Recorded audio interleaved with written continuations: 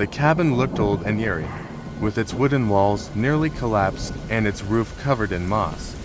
As they entered, they were met with a musty odor and the sound of heavy rain drumming on the roof, creating a haunting melody. Chris said, "This might be a good place to take shelter," glancing around at the dark corners of the cabin. They found a small table and a few old chairs covered in dirt.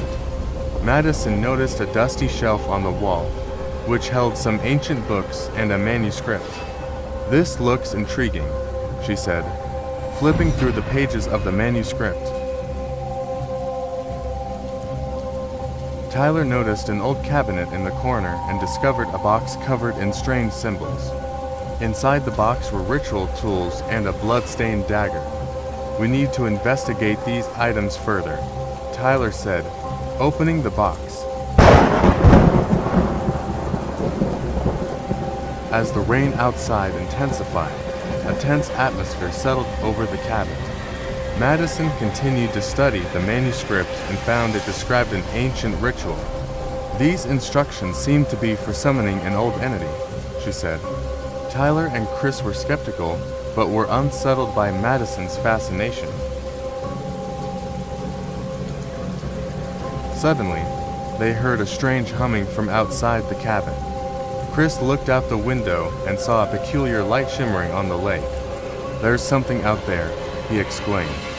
The glowing light made the reflections on the lake even more disturbing. Tyler examined the manuscript and realized some sections were missing. "Some parts of the manuscript are missing.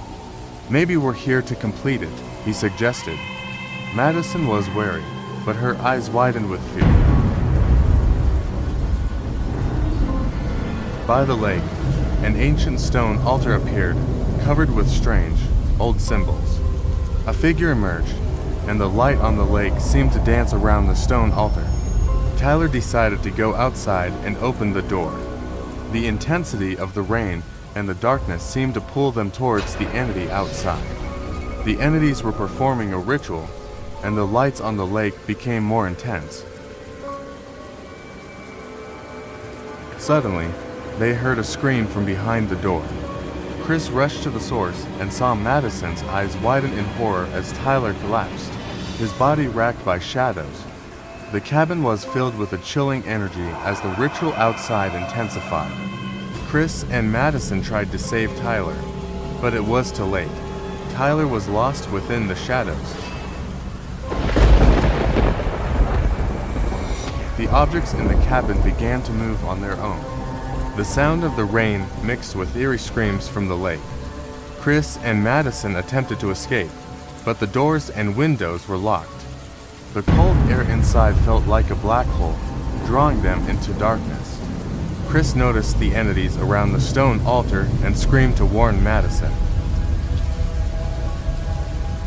Madison continued to read the manuscript, trying to fill in the missing parts, but they were unsure of how the rituals truly worked. The entities on the lake were drawing in the dark energy from inside the cabin. Chris and Madison tried to use the ancient tools to fend off the entities, but their power was overwhelming. Chris tried to leave, but found the doors locked and the windows shattered. The darkness inside grew denser.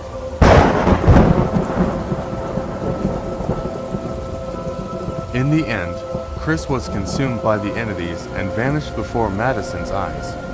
Madison, trapped in a scream, was also being pulled towards the entities. The light on the stone altar intensified, and the entities began the final stage of their ritual. Madison, in a last-ditch effort, tried to disrupt the light, but it was futile. The eerie screams from the lake echoed throughout the night.